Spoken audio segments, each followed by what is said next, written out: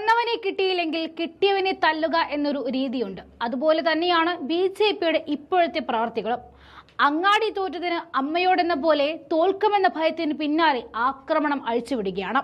ലോക്സഭാ തിരഞ്ഞെടുപ്പിൽ വർഗീയ വിദ്വേഷ പ്രചാരണം നടത്തിയിട്ടും വലിയ തിരിച്ചടികൾ നേരിടുമെന്ന് ഉറപ്പായതോടെ വ്യാപകമായി ആക്രമണം അഴിച്ചുവിടുകയാണ് ബി.ജെ.പി.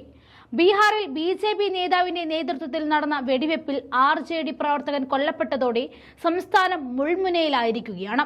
ഇന്ത്യ കൂട്ടായ്മയുടെ വടക്ക് കിഴക്കൻ ഡൽഹിയിലെ സ്ഥാനാർത്ഥിയായ കനയ്യ കുമാറിനെതിരെ അതിക്രമം ഉണ്ടായത് നമ്മൾ ചേർത്ത് വെക്കണം.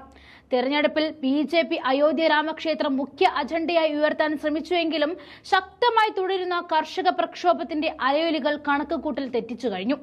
പ്രതിപക്ഷ ഇന്ത്യ കൂട്ടായ്മയാകട്ടെ തൊഴിലില്ലായ്മയും വിലക്കയറ്റവും അടക്കമുള്ള ജനകീയ പ്രശ്നങ്ങളും പ്രാദേശിക വിഷയങ്ങളും ഒരുപോലെ ചർച്ചയാക്കുകയാണ്.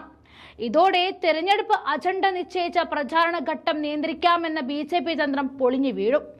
400 സീറ്റ് കിട്ടുമെന്ന് തുടക്കത്തിലെ പ്രഖ്യാപിച്ച മോദി ഇപ്പോൾ അക്കാര്യം മിണ്ടുന്നേയില്ല. പ്രധാനമന്ത്രിയുടെ സാമ്പത്തിക ഉപദേശക സമിതി മുസ്ലിം ജനസംഖ്യ ഹിന്ദുക്കളെക്കാൾ വളരുന്നുവെന്ന തട്ടിക്കൂട്ട് റിപ്പോർട്ട് പുറത്തുവിട്ടെങ്കിലും കണക്കുകൾ വെച്ച വിദഗ്ധർ അത് പൊളിച്ചടക്കി. ഡൽഹി മുഖ്യമന്ത്രി കെജ്രിവാളിനെ മദ്യനയ കേസിൽ അറസ്റ്റ് ചെയ്തുവെങ്കിലും സുപ്രീം കോടതി ഇടക്കാല ജാമ്യം അനുവദിച്ചതും ബി.ജെ.പിക്ക് തിരിച്ചടിയുണ്ടാക്കി. ജയിൽ മോചിതനായ കെജ്രിവാൾ മോദി അടുത്ത വർഷം വിരമിക്കുമെന്ന നിലയിൽ ബി.ജെ.പിയിലെ പ്രായപരിധി നയം ചർച്ചയാക്കി മാറ്റി. ഹരിയാനയിൽ കർഷക പ്രതിഷേധം കാരണം ബി.ജെ.പിക്കാർക്ക് പ്രചാരണം പോലും സംഘടിപ്പിക്കാനാകാത്ത സ്ഥിതിയാണ്. കാലുപോലും കുത്താനാകാതെ ഇപ്പോഴും രാജ്യത്തെ പല മേഖലയിലെ വോട്ടർമാരെ കാണാൻ പോലും ബി.ജെ.പിക്കായിട്ടില്ല.